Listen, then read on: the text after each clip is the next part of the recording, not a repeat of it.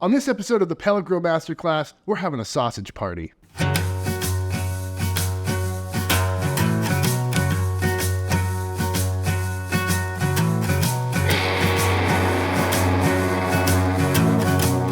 If you don't know me, my name is Bradley Robinson, and I am a big fan of making sausage. It's definitely one of my favorite things to do in the barbecue sphere. And it's also one of my favorite things to do on a pellet grill. It's one of my favorite things to do on a pellet grill because it's just super easy. It's very simple to get some really good, thick, low and slow smoke. And also a lot of pellet grills have a lot of vertical space, which means you can hang them in there, which is great. Helps with the color, helps so you don't get grill marks all over your links. Then you can easily flip the pellet cooker on, bring them up to temp, cook them all the way through. And I've always had great results. It may seem a little bit daunting because a lot of people say you don't want to see how the sausage is made. But in this video, we're going to go through it step by step, and with a few easy techniques and some simple ratios, we're going to make something that is miles better than anything you're going to get at a local grocery store. And it's going to be delicious. So to make sausage is fairly simple. We're going to start out by cubing up some meat, getting it nice and cold. That way when we send it through the meat grinder, we get a nice clean grind.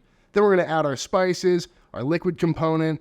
We're going to case them up in some natural hog casings, throw them on the pellet cooker, give them some really nice thick, smoky smoke. Then we're going to ice bath them just to shock the casing, stop the cooking process, and at that point our sausage is done. We can throw them in the fridge, we can throw them on the grill, we can put them back on the pellet grill, get them up to temp, slice in, and enjoy.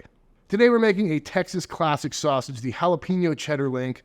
No matter where you go in Texas, any barbecue joint, you're very likely going to find it. It's a crowd pleaser, it's cheesy, it's a little spicy, it's smoky, and it's nice and plump.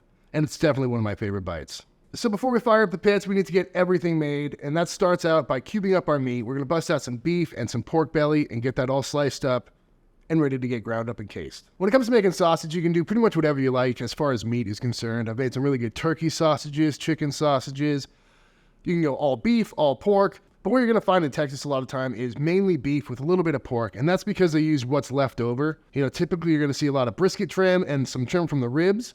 But today, what we've got here is a chuck roast and some pork belly. This is a great combination because we've got some fat in the chuck roast, but definitely not the 70-30 ratio we're looking for. So instead of throwing some pork shoulder or some pork loin or something like that in, I'm going with some pork belly because we've got a beautiful amount of fat in there, and together we should get a really nice ratio of meat to fat.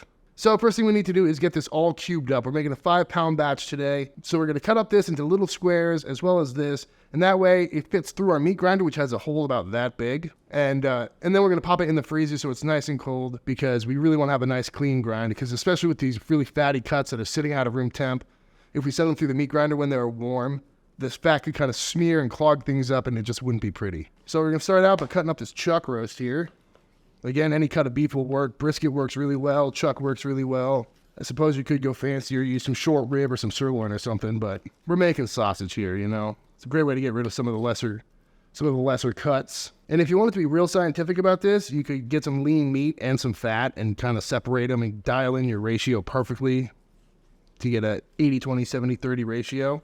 But, you know, today we're keeping things easy, and I find most of the time you can kind of eyeball it and get some good results. So this is pretty much what we're looking for when we're cubing up our meat. We're really just trying to make sure it fits in the actual grinder itself. I'm looking at it now, the hole's about that big, so that should fit nicely. And also we're going to have to pop these in the freezer to get nice and cold, so the smaller the chunk is, the easier and quicker it'll get cold. If we had a more powerful grinder, like something commercial made, you could definitely just keep it in strips like this and throw it right on through, but it's just good practice to make things nice and small, so the machine doesn't have to work too hard and you don't clog it up, because I've clogged many grinders before and it's a pain in the butt. So looking at this, I'm trying to just keep an eye on the fat ratio, considering this is about 50% fat. This is probably around the 80-20 range. I'm thinking this is looking pretty good. Aiming for about a 5-pound batch. So I think this little pile right here is going to become our sausage. So we're going to pop this in a pan, pop it in the freezer for the next probably 30 minutes or so it gets nice and cold. And once it's reading right around 32 degrees, we'll pull it out, get the meat grinder ready, and send it right on through. All right, while our meat gets nice and cold, let's go ahead and get all of our other ingredients together. And I've got them all laid out nicely right here. And when adding spices to sausages, a few main ratios I like to follow. That way you know you get your pink salt ratio right, your salt ratio right. And once you have those dialed in, everything else is pretty much up to you. So what I've got here is some kosher salt. We're going 2% salt by the weight of meat. If you are more sensitive to salt, you could go down to 1.5 or find your happy medium somewhere in the middle there, but I like 2%. We got some black pepper, some granulated garlic. We got some pink curing salt, that's sodium nitrite. And that's because we're going to be cold smoking these sausages right in the danger zone, which is between 40 and 140 degrees, and that's where bacterial growth can be really rampant.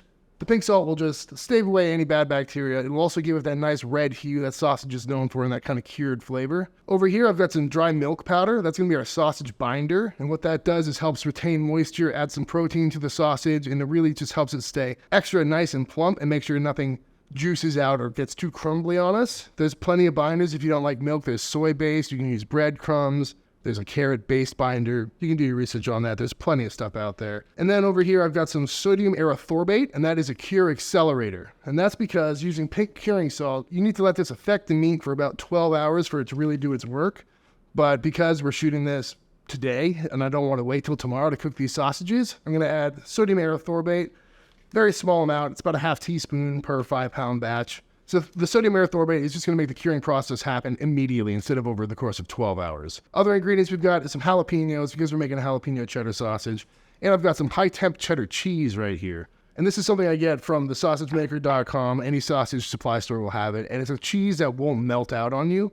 It'll hold its shape when you slice in and it gets hot, which is really nice because if you use regular cheese and you slice into it, it's going to goo out kind of like a grilled cheese, which is a good thing sometimes. But if you're really going for that nice presentation and snappy bite, the high-temp cheddar is where it's at. So as you can see on all these packages, I've got the gram weight. I weighed these all out ahead of time for a 5-pound batch, and that's because there's just different ratios I like to follow because I've dialed in the sausage making process over the years. But we'll get into that in a future Embers TV Masterclass.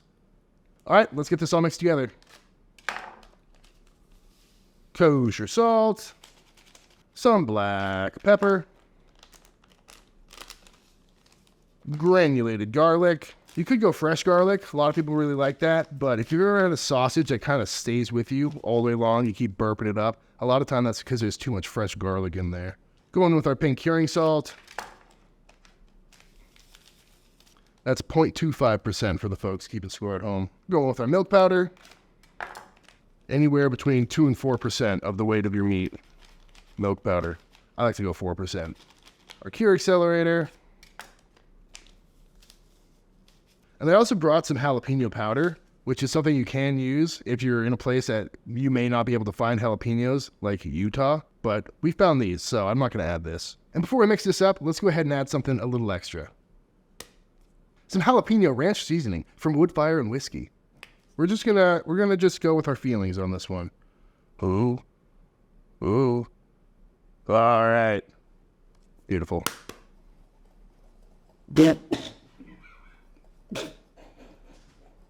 What is so spicy in there? I'll feed you there.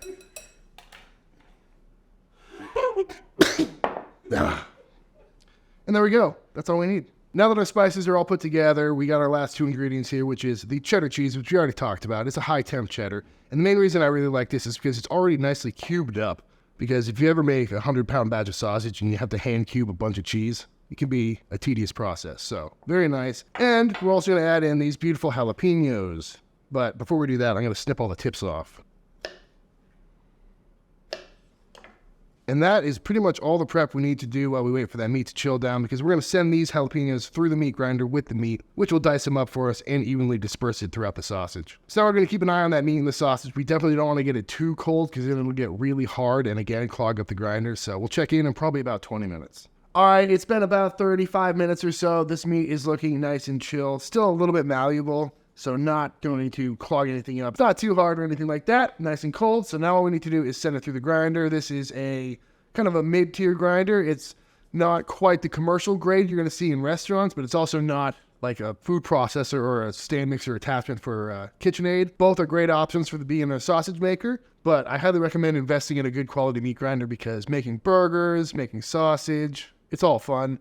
And it's a great way to use up all your extra trim when you're cooking barbecue trim and briskets and whatnot. So right now on this, I've got the coarse die. These things typically come with two dies. I think one's around a 10 millimeter hole and one's around a 5. I usually like to use the coarse one. It gives that nice kind of rustic Texas style sausage. Something you're going to see a lot in like the German style of sausage making. But if you wanted a finer texture, you could use the smaller die. That's going to give you a tighter bond. Something more along the lines of a hot dog, but not quite that emulsified. But simply enough, we're just going to send this right on through the grinder. So Got my jalapenos on the side over here. I'm going to try and remember to pitch those in periodically while we grind. And there's really not all much to it. Just fill up our little hopper here. Send a few chunks down in there. And we'll grind away. Comes with this handy dandy plunger. Highly recommend it. You should never be sticking your fingers into the bowels of a meat grinder. This grinder has three different settings on it. One is reverse, so if you do clog it up, you can run it backwards. It's also got a stuffing setting, so if you wanted to actually case using this, you could. Don't recommend that. And then it's got the classic grind setting, so that's what we're on right now.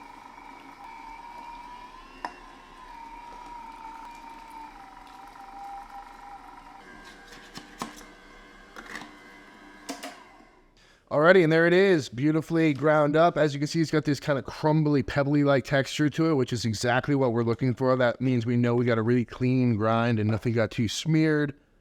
If you think about your like store-bought ground beef that's really compact and stuck together, this is very much the opposite of that. We've got some really nice jalapeno studdage going on in there. So now all we need to do is add our water, which is going to help moisten things up, hydrate the spices, which we also have to add. Gonna mix this up, add our cheese, and get this nice and tacky. All right, so when it comes to sausage making, much like a meatloaf, we're really going for a really tight bond. That's gonna make sure that we don't end up with a crumbly sausage or something that's really loose. And like a burger, they say never overmix your meat because it'll get tough, but that's exactly what we're going for right now. Because if we try to put this into a casing, because it's so crumbly, it would end up crumbly. So we're gonna go ahead and start mixing this up along with all of our spices. So just get in there, make sure this is all evenly distributed. And once our spices are pretty evenly distributed, we're going to go with our water. There's always a liquid component to sausage. It can be beer, it can be juice, it can be whatever you like. Stock is pretty cool. And that's just going to help this get extra tacky. So now we're just going to keep mixing this until it really starts to get sticky. You can also do this mechanically. You can throw it into like a food processor with a paddle attachment if you're doing a small batch. They also sell sausage mixers, which is kind of like a bigger version of the same thing. So if you're doing this a lot or you're doing big batches, I would recommend it because this is ice cold. Remember, this just came out of the freezer and it can get pretty rough on your hands. And at this point, this is starting to look pretty tacky. It's starting to stick together. You can see that fat starting to kind of emulsify with the meat. So at this point is when I'm going to go in with my high-temp cheddar cheese.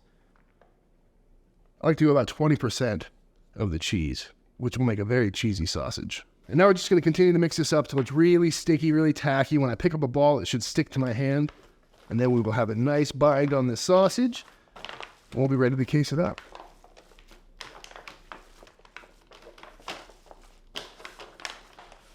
All right, after just a few minutes of kneading, you can see this is a cohesive mass at this point.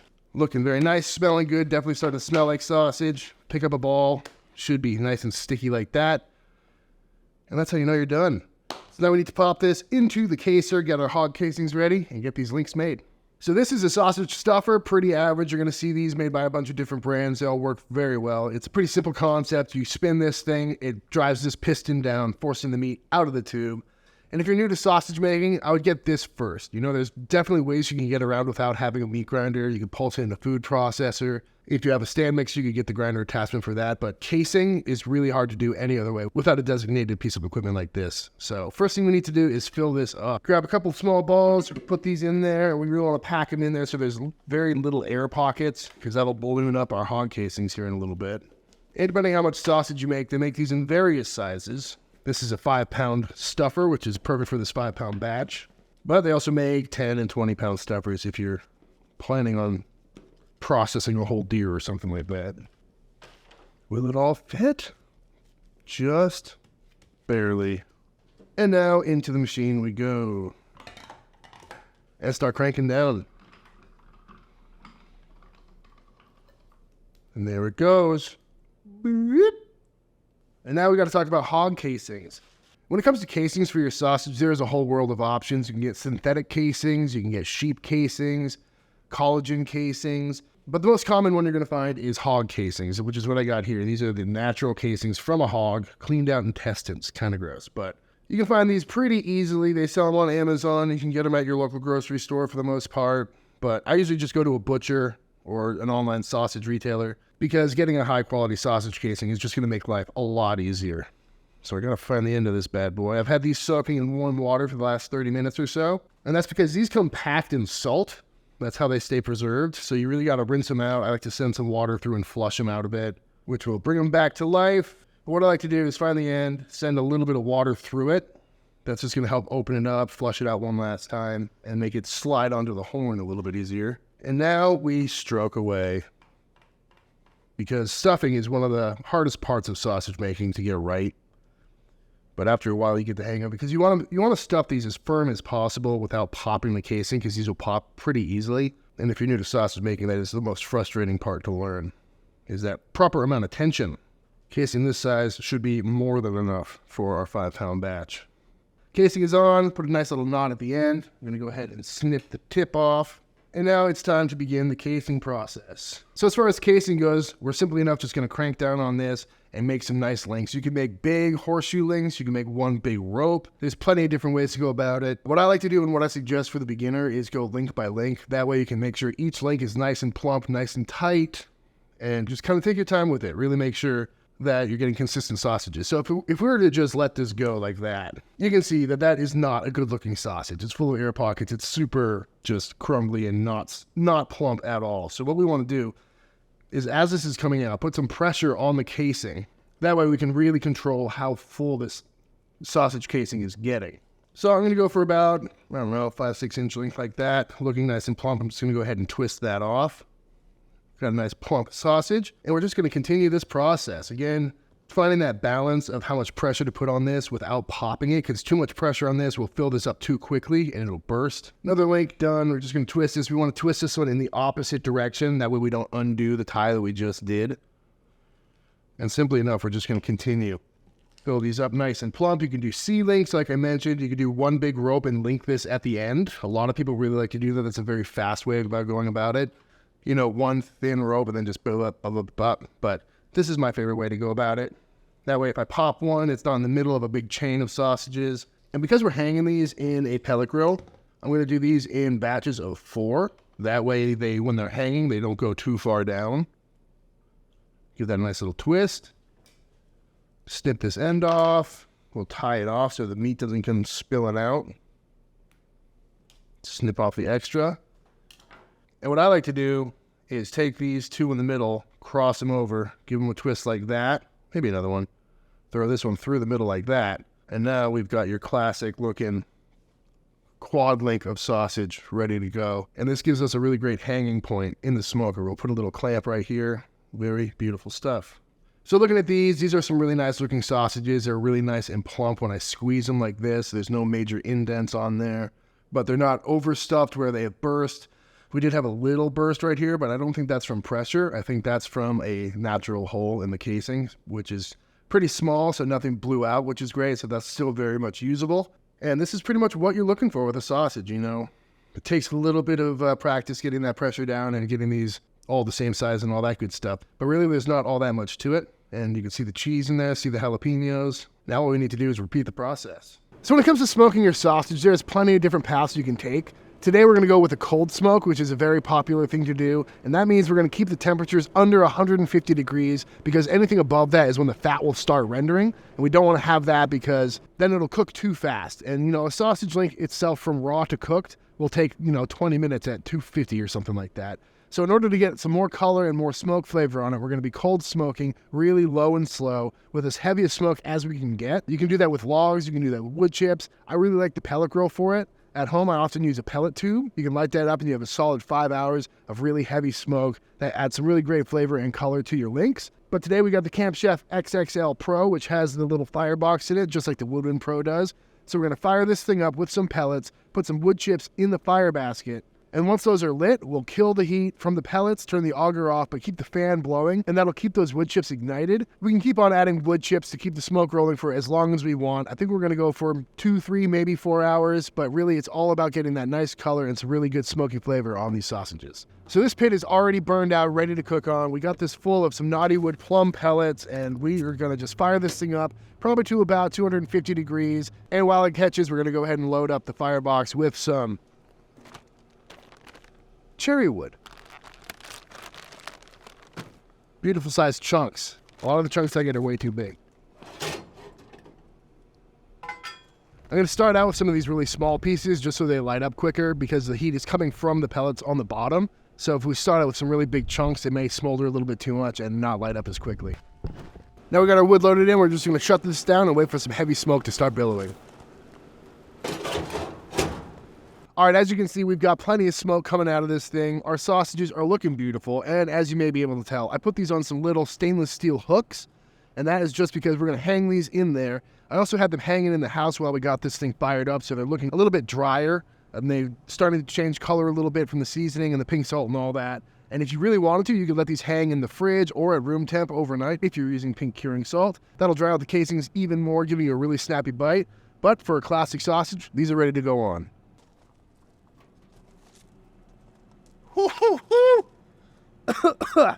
Oh, but smoky boys.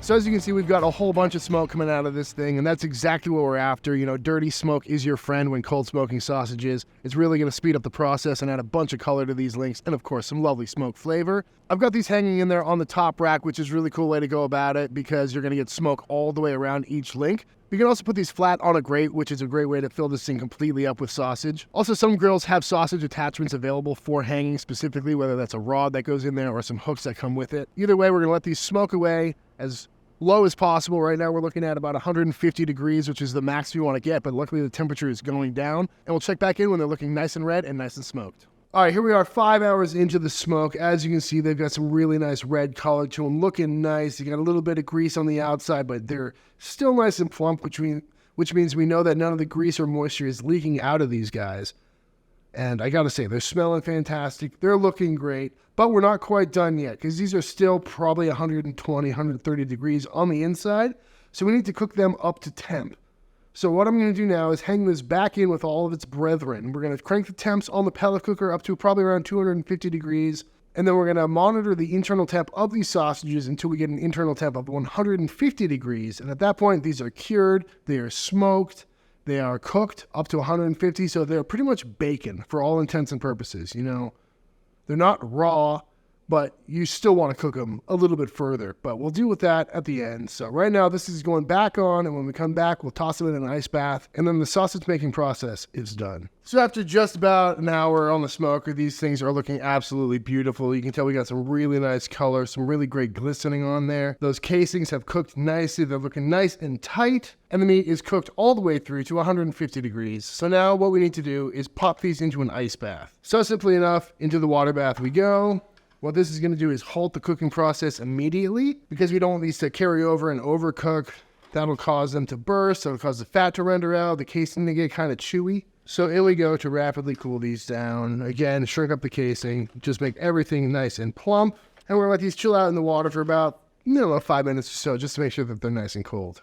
Now that these are sufficiently chilled, we can go ahead and snip these apart. And if you're doing these on racks, you could snip them apart at some point throughout the way, but you want to make sure that these ties on the inside here are nice and dried out. Otherwise, they may open up on you, and you'll end up with sausage coming out of your casings.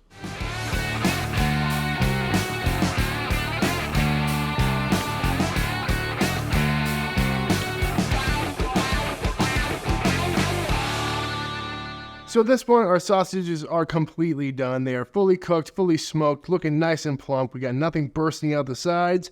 Pretty happy with how this cook came out. They're smelling nice and smoky, feeling nice and plump. And from here, what you can do is totally up to you. Because we have so many sausage links, what I usually do is back seal these in, packages of 4, packages of 2. And you can pop them in your freezer and save them for whenever you need them. But for tonight, what we're going to do is just pop these into the fridge, probably in a plastic bag or something like that. And then tomorrow, we'll throw them on a grill, cook them up, and see how they came out. So at this point, these sausages are fully cooked, fully smoked, and they're ready to hit the grill. And you can do pretty much whatever you want at this point. You could throw them in a pan with some beer. You could throw them on a hot and fast grill, get some char marks on there, get them nice and crispy. But what I like to do is throw them on a pellet grill around 250 degrees to gradually bring up the internal temp to around 160 or so, maybe 170. That way we get a really nice snappy casing, some really nice fat render, and a really juicy sausage, and we get that really nice snap and that plumpness that we're after. So let's head to the grill.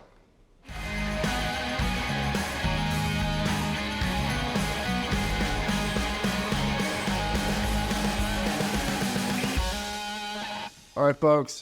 After about 30 minutes on the pit, these sausages are done. Temping around 165 internal, looking nice and shiny. The casings look nice and snappy.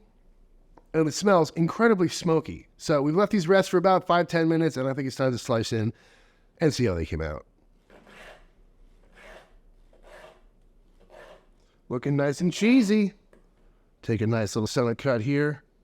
And there it is, folks. Beautiful jalapeno cheese studdage. Looking nice and juicy. That high-temp cheddar is staying in place instead of oozing all over the place. Smelling smoky, looking juicy. I think it's time to see how it came out. Gotta say, I'm pretty excited about this. It's been a minute since I had a good jalapeno cheese sausage. Pour it out. That was solid.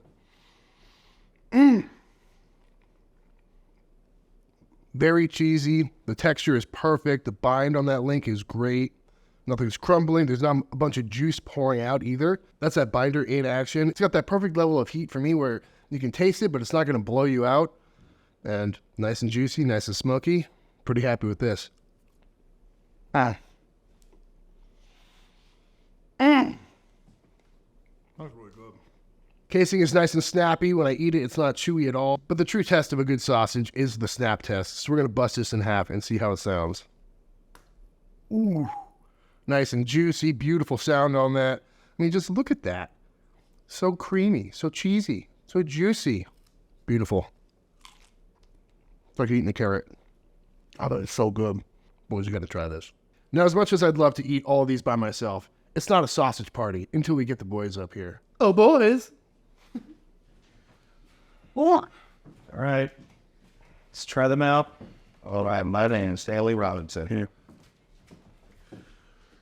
They do look good. They look fantastic. They smell insane. Smoky. Jalapeno cheddar? Yes, sir. All right, what's the spice mix in here? Can you reveal any of that? Oh, yeah. It's pretty simple. Salt, pepper, jalapenos, cheese, a little bit of garlic, a little bit of... Oh, my God. So good. Simple but good. It's like all the things you want. I just love the texture of the juicy meat with the creamy cheese. When you brought them in, it was incredibly smoky. You know, I thought, like, this might be too smoky. It's not.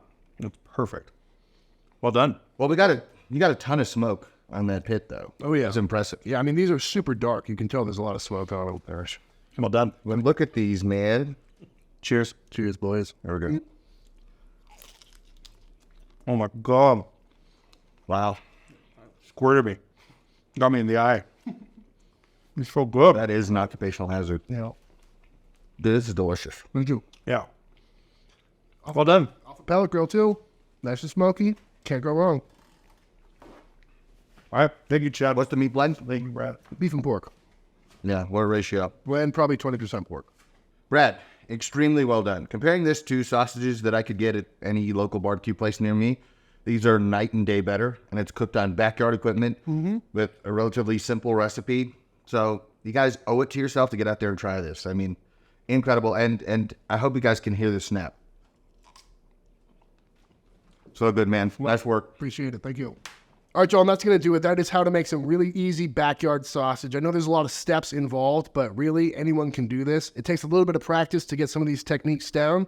But with this recipe, the salt ratio is right there. The cheese ratio is there. I'm a big fan of how spicy this is, and I highly recommend giving it a try. And remember, sausage is a blank canvas. You can do whatever you want. You can make it hotter. You can make it milder. Change the cheese, change the pepper, do whatever you want. Again, that's why sausage making is one of my favorite things to do because you can really get away with whatever you want. I really hope y'all give this a try at home. And if you do, be sure to tag Embers TV on all the socials. Be sure to tag me at Chuds BBQ. I love to see y'all making sausage. It's always very interesting to see people getting into it because there's so much more information nowadays than there was available when I started. So you can really nail your first few batches where it took me a good couple years to get good at this. But again, tag Embers TV. I'm Chuds BBQ. Thank you for watching, and go make some sausage.